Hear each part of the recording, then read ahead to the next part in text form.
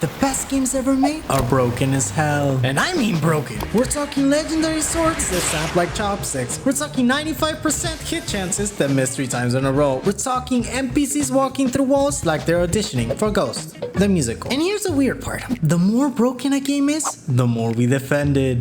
Dark Souls fans will write you essays about why unfair deaths are brilliant game design. XCOM players treat missing guaranteed shots like a religious experience. And Sonic fans, well, let's not go there. Let's start with something we can all agree is Satan's gift to gaming: weapon durability. Breath of the Wild looked at the Master Sword, this legendary blade that's been saving Hyrule since before I knew what a credit score was, and said, what if this thing had the structural integrity of a stale Pop-Tart? And we just accepted this. Like we are in an abusive relationship with Nintendo where they keep breaking our stuff and we keep saying, thank you, Daddy, may I have another? The game literally has you spending more time playing Tetris with your weapon inventory than actually fighting. You're mid-boss fight, your sword explodes, and suddenly you're throwing 3 branches at the Lionel like some kind of deranged caveman.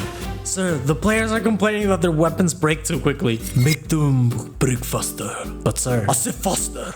Also make the good weapons impossible to find. Sir, that seems... and make them throw their weapons sometimes when they try to attack. You know, for realism. Sir, I don't think... Did I stutter? Also, make the Master Sword run out of battery. The Master Sword... Battery! Dark Souls 2 had crystal weapons that dealt massive damage, but couldn't be repaired. So you take this incredible sword into a boss fight, get them to 10% health, watch your weapon explode, and suddenly you're trying to fist fight a dragon, which, let's be honest, is probably someone's fetish, but not mine. But here's where it gets weird. Really weird. Some of this broken stuff, we don't want it fixed. Take Skyrim's Giants. They have this clever attack that, thanks to Todd Howard's personal war against physics, launches you into orbit instead of just bonking you on the head. This should be immersion breaking, right? This should make you go, wow, this game is trash. I'm going back to playing, I don't know, My Little Pony for the DS. Instead, it became one of gaming's most beloved features. You know what I think? Todd Howard is a genius. He created a game where the bugs are more entertaining than the actual content. He's literally selling us broken software and we're paying him to do it. Also, Bethesda horses can apparently climb 90-degree cliff faces, like they're part gecko or something, which makes every other game's realistic horse physics feel boring and limiting. Why can't my Red Dead horse parkour up a mountain? What kind of a weak-ass horse did Arthur Morgan get stuck with? I need to know. Let's talk about Dark Souls. A series that built its reputation on being difficult but fair, despite being frequently difficult and absolutely, categorically, and mathematically unfair. The Anor Londo archers are peak game design, if your definition of peak game design is artificial difficulty through sadistic positioning. And the bit of chaos is even worse. It's a platforming sequence in a game where the platforming was clearly designed by someone whose only experience with jumping was watching other people do it from across the room. Like, what? But here's what gets me. The community doesn't just accept this, they celebrate it. Get good became a battle cry instead of an insult. We've created a culture where artificial difficulty is treated like some kind of profound spiritual experience. Maybe we're all just masochists. Maybe the real Dark Souls was the trauma we accumulated along the way. Or maybe I just need therapy. Probably both. As we dive deeper into a psychological horror show, let's talk about silent protagonists. Specifically, how Gordon Freeman has a PhD in theoretical physics, but apparently never learned how to say, hey. This man has witnessed alien invasions, time travel, and interdimensional warfare, and his response to all of it is polite nodding, like he's listening to his neighbor explain their HOA drama. Link saves the world repeatedly, watches his friends die, falls in love, experiences cosmic revelations, and its entire vocabulary consists of and various grunting noises. He's basically a beautiful blonde caveman with a sword addiction.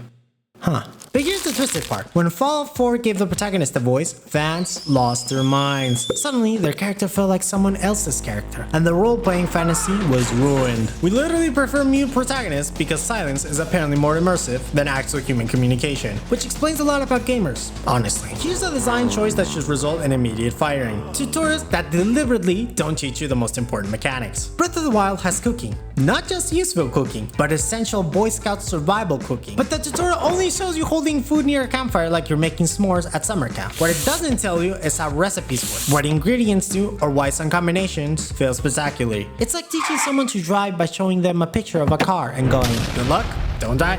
Players spend hours accidentally sitting by campfires when they meant to cook, because the game never explains that you need to actually drop the food in the pot, not just wave it around like you're casting a spell, but actually drop it. But perhaps this is intentional. Perhaps Nintendo knows that the real tutorial isn't the game. It's a community. The wikis, the YouTube guides, the Reddit post titled PSA. You actually have to put the food in the pot. They've created a game so deliberately obtuse that players have to teach each other how to play it, creating a social ecosystem around confusion and shared discovery. Or they just hate clear instructions. Again, both theories have merit. Let's talk about XCOM, a game that displays hit percentages with the confidence of a weatherman predicting sunshine while striding in a hurricane. 95% chance to hit, it says. Basically guaranteed, I think. Then I miss. So I reload my save like a dirty cheating goblin. And miss again. And again. At this point, I'm convinced my computer has beef with me personally. Or XCOM is actually a psychology experiment disguised as a strategy game. Fire Emblem does the same psychological warfare with permadeath. The game presents character death as permanent and meaningful, creating emotional weight behind tactical decisions, but the reset button is right there, mocking you. I've seen players restart entire 40-hour campaigns because their waifu died in chapter 3. 40 hours! That's longer than most people's work weeks. We'll throw away days of progress to say a fictional character we've known for 20 minutes. And you know what? I respect the dedication. I genuinely do. These people have their priorities straight. Work? Temporary. Bills? Temporary. But Cordelia's S-rank support conversation with the protagonist?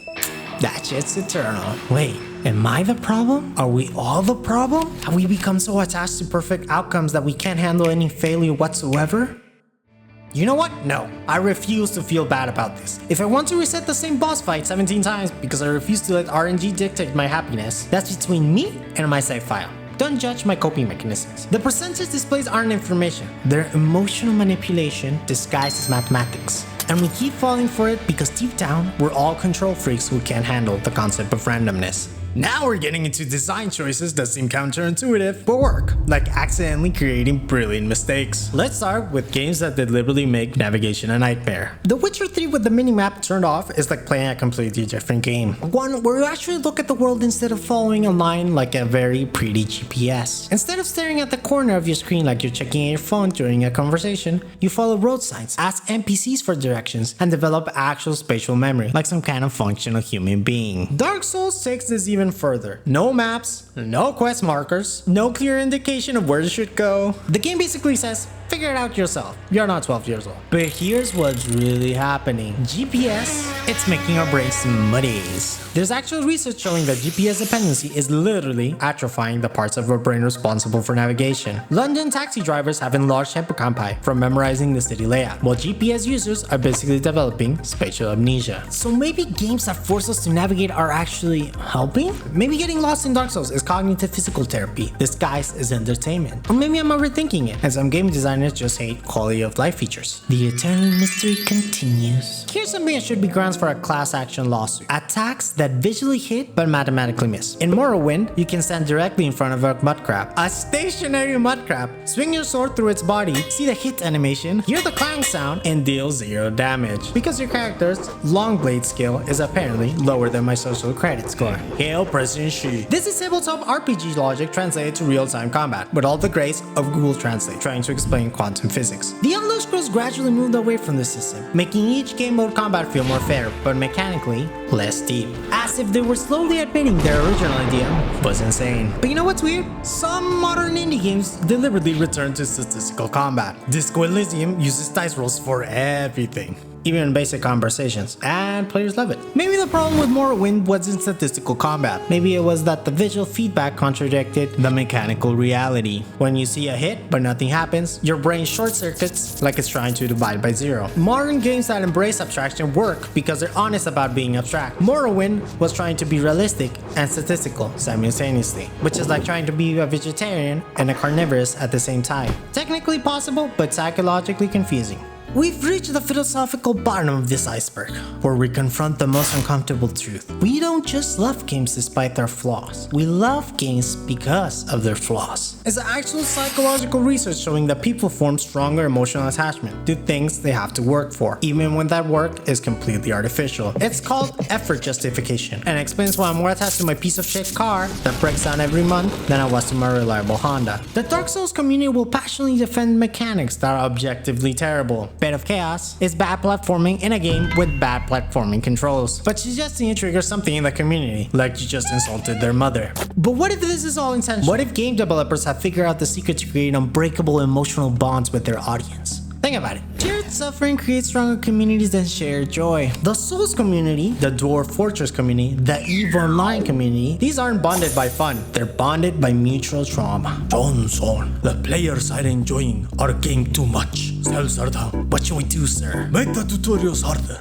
No, impossible. Make tutorials. Actively lie to them. Sir, I really think Johnson, make sure they have to buy the game every time, even if they want to play on different consoles. Meanwhile, games with perfect mechanics feel sterile, soulless. When everything works exactly as intended, there's no personality, no character. No stories to tell about that time the physics engine launched you into space, or the AI pathfinding made an NPC walk through a wall and accidentally created the most emotionally resonant moment in the game. We're not masochists, we're not broken. We're just humans who prefer imperfection because it feels more human. The flaws become the features because they're unique, memorable, and remind us that behind every game is a bunch of people trying their best and occasionally failing in spectacular ways. So what does this all mean? Are developers secretly geniuses who understand human psychology better than we understand ourselves? Or are we just Stockholm Syndrome victims with gaming addictions and poor impulse control? The truth is, the games aren't just created by developers, they're co-created by players too. The bugs become features when we decide they're features. The flaws become character when the community embraces them as character. Maybe the real game design was the bugs we made along the way. Maybe the games we love most aren't the ones that work perfectly. They're the ones that break